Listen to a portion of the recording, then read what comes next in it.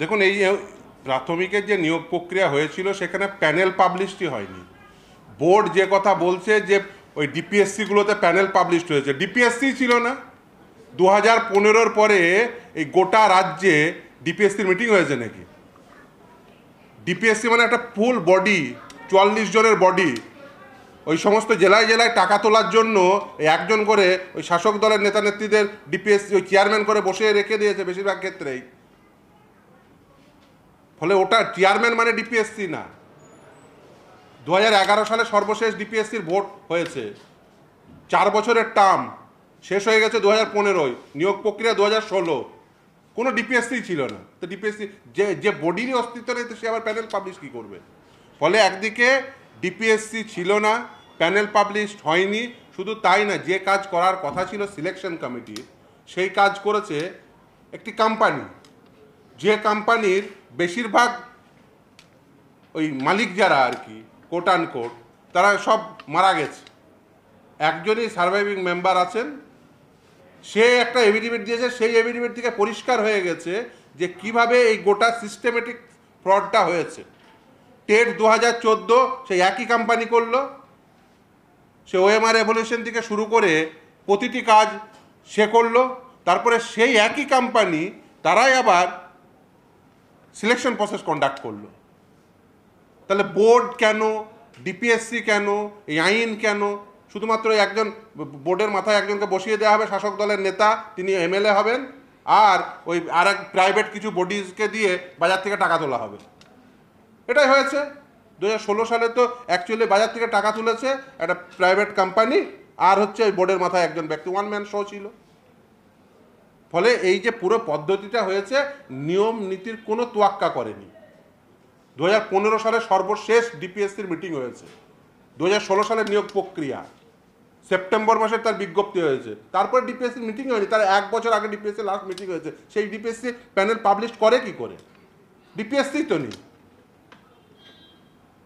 অন্যান্য মামলায় তারা যে নথি দেখিয়েছে সেখান থেকে পরিষ্কার হয়েছে ডিপিএসসি নেই গোটা রাজ্য জুড়ে, শুধু চেয়ারম্যান আছে। ফলে এই যে একদিকে বলছেন যে প্যানেল, 2016 সালের এখনো পর্যন্ত প্যানেল কোথায় আছে? বোর্ডের কাছে, ডিপিএসসির কাছে, কোম্পানির কাছে? কার কাছে প্যানেল আছে? কোথায় প্যানেল পাবলিশ হয়েছিল? কেউ জানে না। বলছে লিস্ট। তাহলে প্যানেলের ডেফিনেশন কেন দেওয়া আছে আইনে? এখনো পর্যন্ত প্যানেল পাবলিশ হয়নি। লেস মেরিটোরিয়াস ক্যান্ডিডেটরা তারা সব চাকরি পেয়ে গেছে। ওএমআর শিট, টেট 2014 কোনো অরিজিনাল ওএমআর শিট নেই, কোনো মিরর ইমেজ নেই। কি রয়েছে? Editable copy. যে যখন টাকা দেবে তখন তাকে নাম্বার বাড়িয়ে দেওয়া হবে। তাহলে মিরর ইমেজ নেই, ফিজিক্যাল কপি নেই ওএমআর শিটে। পুরো টেট 2014 প্রসেসটা কন্ডাক্ট করলো একটা কোম্পানি, এস বাসুরায়ন কোম্পানি। পুরো সিলেকশন প্রসেস কন্ডাক্ট করলো সেই এস বাসুরায়ন কোম্পানি। বোর্ডের কি ভূমিকা? সিলেকশন কমিটির কি ভূমিকা? ডিপিএসসির কি ভূমিকা? ডিপিএসসি প্যানেল পাবলিশ করেছিল কিনা? কোন মিটিংয়ে? বছরে মিনিমাম 3টে মিটিং করতে হয় একটা ডিপিএসসির। সেখানে নির্দিষ্ট সংখ্যায় মেম্বার থাকতে হয়। ডিপিএসসির মেম্বার কারা হন?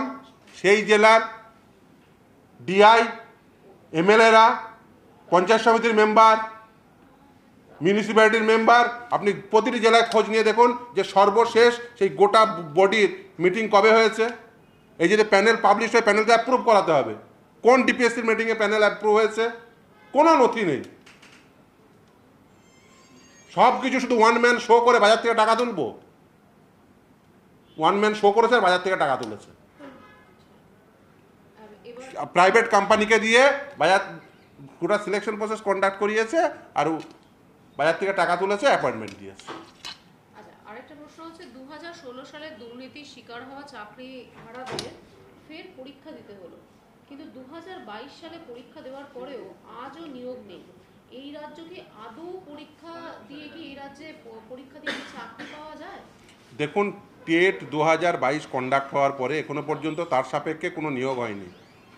প্রতি বছর অন্ততপক্ষে একটি টেট, এবং প্রতিটি স্কুলে যেখানে এলিমেন্টারি এডুকেশন দেওয়া হয় ক্লাস 1 থেকে ক্লাস 8 পর্যন্ত সেখানে পিটিআর রেশিও মেনটেন করতে হয়, অর্থাৎ পিউপিল টিচার রেশিও, অর্থাৎ ছাত্র শিক্ষকের অনুপাত রক্ষা করতে হয়। তাহলে ছাত্র শিক্ষকের অনুপাত রক্ষা করতে গেলে শিক্ষক নিয়োগ করতে হবে। আনুপাতিক হারে যদি শিক্ষক না থাকে তাহলে ছাত্র শিক্ষকের অনুপাতও সেটা বজায় থাকবে না।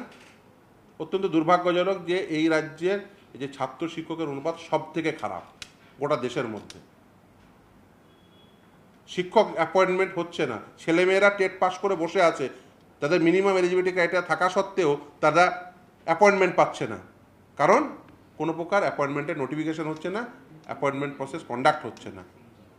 ওবিসির মামলার অজুহাত দেখানো হচ্ছে, কোথাও কোনো রায়ে বলা নেই যে সিলেকশন প্রসেস কন্ডাক্ট করা যাবে না। সিলেকশন প্রসেস কন্ডাক্ট করা যায়, করা উচিত, নাহলে ছাত্র শিক্ষকের যে অনুপাত সেটা বিঘ্নিত হবে।